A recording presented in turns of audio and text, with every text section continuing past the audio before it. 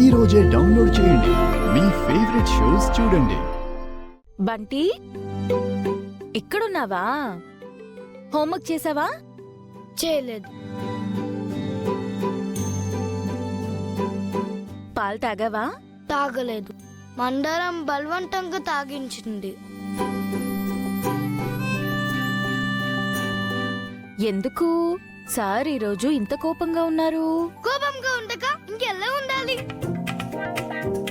ఎందుకు అంత కోపం? రోజు నేను ఎన్ని గంటలకి స్కూల్ నుంచి వస్తాను? 4:30. ఎన్ని గంటలకు హోంవర్క్ చేస్తాను? 6:30. ఎన్ని గంటలకు డిన్నర్ చేస్తాను? 7:30. ఎన్ని గంటలకు పడుకుంటాను? 8:30. ఇప్పుడు టైం ఎంత? ఆహా, 9:30. రోజు 8:30కి పడుకున్న నేను ఈ రోజు 9:30 వరకు పడుకోలేదంటే ఏంటర్థం? ఏంటర్థం? ఎప్పుడు ఉండేలా ఈ రోజు లేదు అని. అయ్యో బంటి, రోజు ఉండేలా ఈరోజు ఎందుకుంటుంది? నిన్నటి డేట్ ఈరోజుందా? నిన్నటి హోంవర్క్ ఈరోజు ఇచ్చారా? నిన్నటి ఫుడ్ ఈరోజు తింటారా? రోజు అన్ని మారుతూ ఉంటాయి బంటి.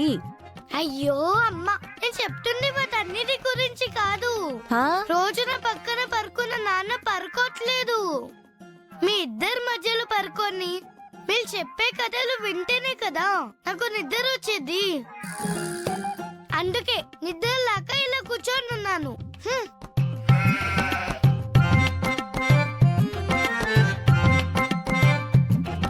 సరే పద, నాన్నొస్తాడు, మనం పడుకుందాం. పద రారా. నిన్న కూడా పళ్ళు పోకుండా ఇదే అబద్ధం చెప్పి నన్ను పరుకోపెట్టావు. ఈ రోజు అలా కుదరదు.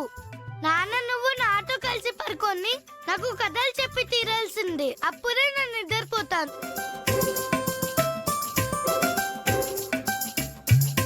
ఆ బంటి, బంటి, అది కాదు, మీ నాన్న అర్జెంట్ వర్క్ ఏదో ఉందని. అంటే ఈ రోజు కూడా నాన్న రాదా? నాకు అర్థమైంది. నేను తాత దగ్గరికి వెళ్ళి కథ చెప్పమంటా.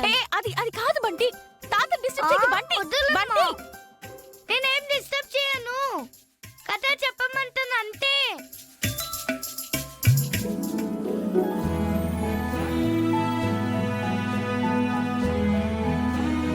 తాతయ్య, తాతయ్య, తాతయ్య, తాతయ్య. ఏంటి బంటి ఇలా వచ్చావు? నాకు నిద్ర పట్టట్లేదు తాతయ్య. ఏమైంది? దేని గురించి అయినా ఆలోచిస్తున్నావా? ఏం లేదు తాతయ్య.